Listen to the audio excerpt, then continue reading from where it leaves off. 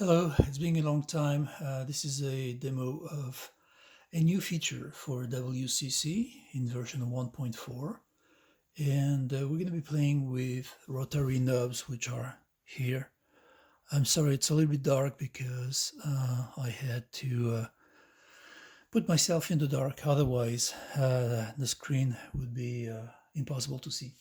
So I'm launching the new version of the file of WCC. And you will see that some elements are being loaded here.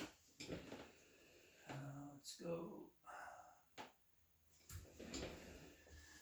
As you can see, the menu, maybe you can't see it, but the menu here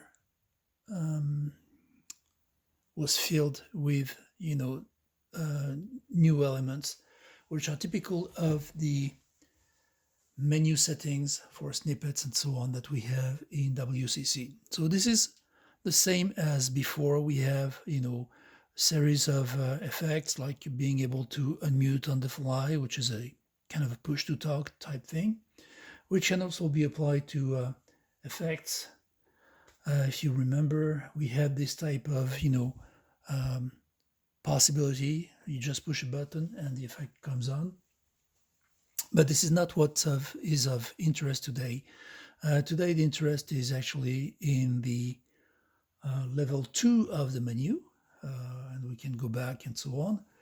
And you can see that this time I have two effects that have been automatically set up as the default definitions when you load the definition elements of WCC. And on the rotary lines, I have some new elements. One is the capability of, setting the light value of my beautiful IKEA-like lamp. And you can see, there is some kind of variation, not a lot. This is a very cheapo LED type lamp. The interesting thing also is that you can change the value of, the time on an effect. And you will tell me that this is also possible with, the standard wing custom control setup, which is true.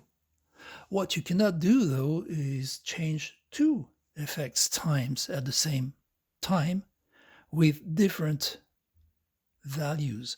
So in that case, the same knob value is used to set a time between 0 and 3000 for the effect number 1, and effect number 2 is going from 60 to 650, and this is, using the full variation of the knob.